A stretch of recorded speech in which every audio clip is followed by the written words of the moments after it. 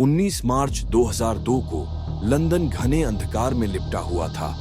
उसकी सड़कें केवल बीच बीच में जलने वाली स्ट्रीट लाइटों से रोशन थीं।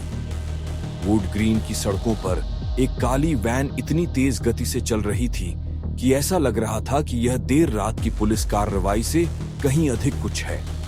अंदर ब्रिटिश कानून प्रवर्तन अधिकारियों की एक टीम तनावपूर्ण चुप्पी में बैठी थी, कम से कम एक गुप्त एजेंट के साथ। उनका लक्ष्य क्या है? एक साधारण सा अपार्टमेंट जो बाहर वालों को बिल्कुल महत्वहीन लगता है, लेकिन दिखावा धोखा देने वाला था। ट्रक अचानक रुक गया और दरवाजे खुल गए। एक समन्वित कार्रवाई के तहत अधिकारियों ने इमारत पर धावा बोल दिया। कुछ ही क्षणों में उन्होंने अपार्टमेंट का कमजोर दरवाजा तोड़ दिया और दो स्तब्ध निवासियों, एक युवक और उसकी प्रेमिका, को काबू में कर लिया, जो अभी भी अपनी आंखों से नींद को पोंछ रहे थे। मनुष्य। गैरी मैकिनन को यह समझने का समय ही नहीं मिला कि क्या हो रहा है, इससे पहले कि उन्हें उनकी सीट से खींचकर जमीन पर गिरा दिया जाता। लेकिन अजीब बात यह है कि अधिकारी वास्तव में उसे निशाना नहीं बना रहे थे। Laptop, hard drive, USB drive, ऐसी कोई भी चीज जो डिजिटल जानकारी संग्रहित कर सकती है, तुरंत जब्त कर ली गई। मैकिनन केवल असहाय होकर देख सकते थे कि कैसे उनके जीवन के कार्य, उनके रहस्य, उनकी खोजें साक्ष्य के थैलों में भरकर चोरी के खजाने की तरह ले जाई जा रही थीं। कुछ ही क्षणों बाद उसे ट्रक में घसीट लिया गया। उसने दागदार खिड़कियों से बाहर देखा, क्योंकि उसकी सारी चीजें रात में गायब हो गई थीं। महासागर के पार एक निजी विमान इन्हीं उपकरणों को लेकर वॉशिंगटन डीसी के पेंटागन में उतरा। विश्लेषकों और सैन्य विशेषज्ञों ने हताशा की सीमा तक की तत्परता के साथ इसका अध्ययन किया। मैकिनन को क्या मिला? उस पुरुष ने यह कैसे किया? और सबसे भयावह बात यह है कि उसने जो देखा वह और किसने देखा होगा। यह सिर्फ एक समुद्री डाकू का मामला नहीं था जो वहां जासूसी करते पकड़ा गया जहां उसे नहीं होना चाहिए था, बल्कि यह उससे कहीं अधिक था। मैकिनन कोई साधारण साइबर अपराधी नहीं था। वह धन, प्रसिद्धि या अराजकता नहीं चाहता था, बल्कि वह तो कुछ अधिक कुटिलतापूर्ण बात खोज रहा था। यह तथ्य सरकारों द्वारा दशकों तक गोपनीयता के तहत दबा दिया गया।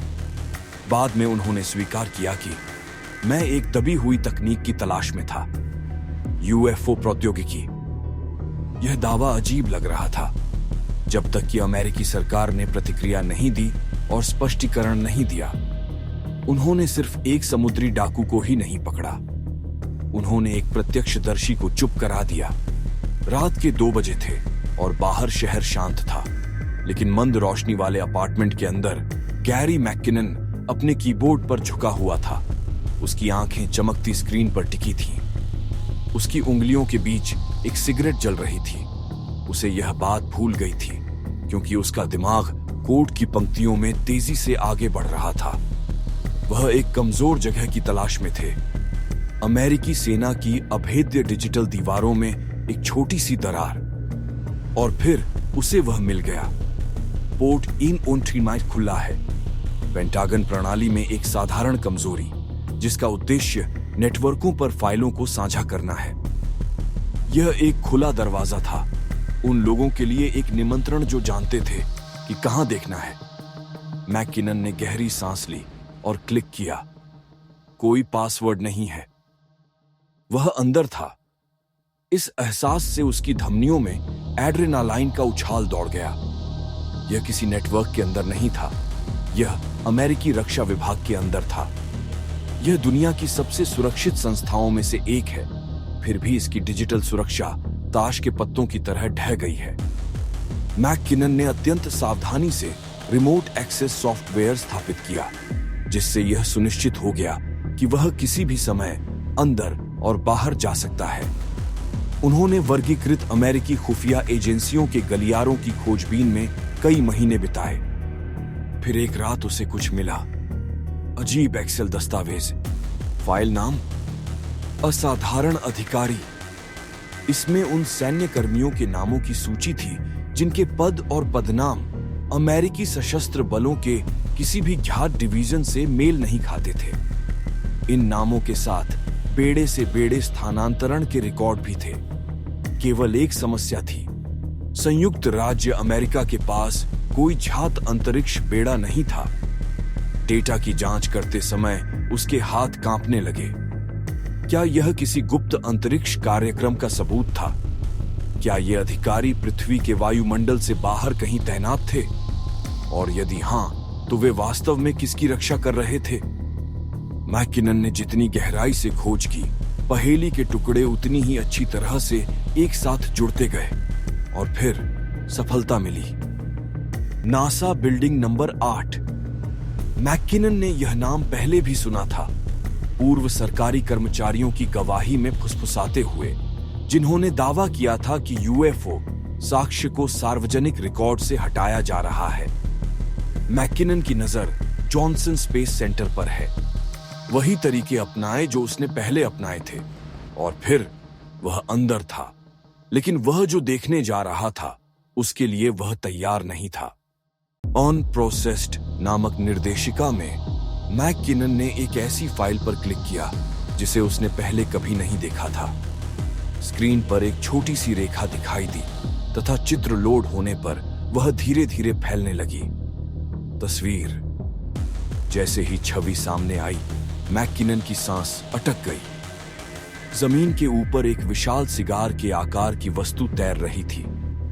इसकी सतह पर भूगणितीय गुंबद उभरे हुए थे, जो मानव द्वारा निर्मित किसी भी संरचना से भिन्न थे। यह कोई उपग्रह नहीं था, यह कोई झात अंतरिक्ष यान नहीं था। फिर जब पूरी छवि उसकी आंखों के सामने आई तो उसकी स्क्रीन रुक गई। चूहा अपने आप ही चला गया।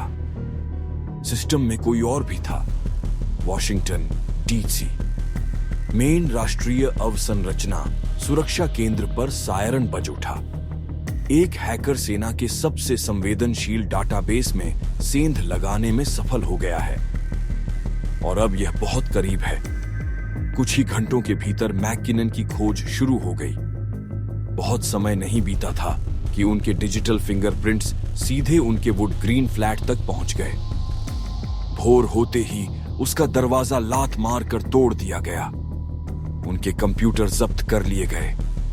हालांकि इस जबरदस्त बल प्रदर्शन के बावजूद भी कुछ गड़बड़ थी। मैकिनन को नियमित प्रसंस्करण केंद्र में स्थानांतरित नहीं किया गया। उनके मामले में मानक प्रक्रियाओं का पालन नहीं किया गया।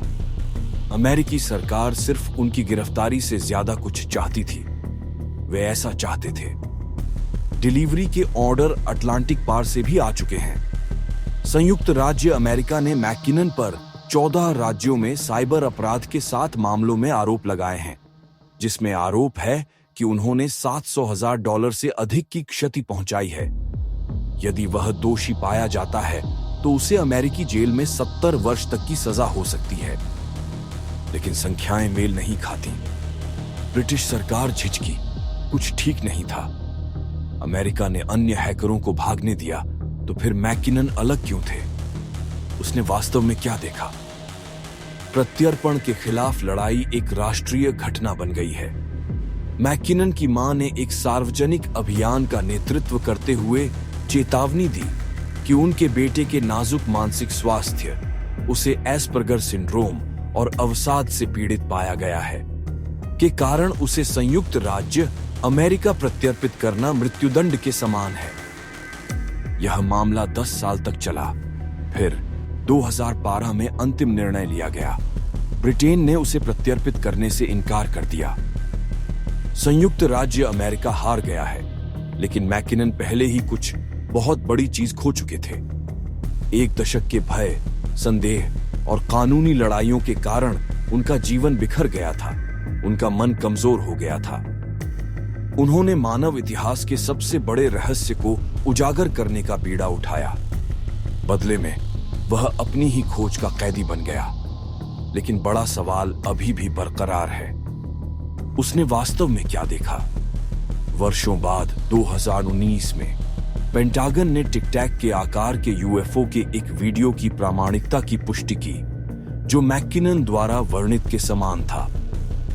क्या बाह्य अंतरिक्ष प्रौद्योगिकी का पहला प्रलेखित साक्ष्य मिल गया है, या फिर क्या उनकी खोज को मिटा दिया गया है, या एक बार फिर वर्गीकृत रहस्यों के नीचे दफना दिया गया है? सत्य वही था।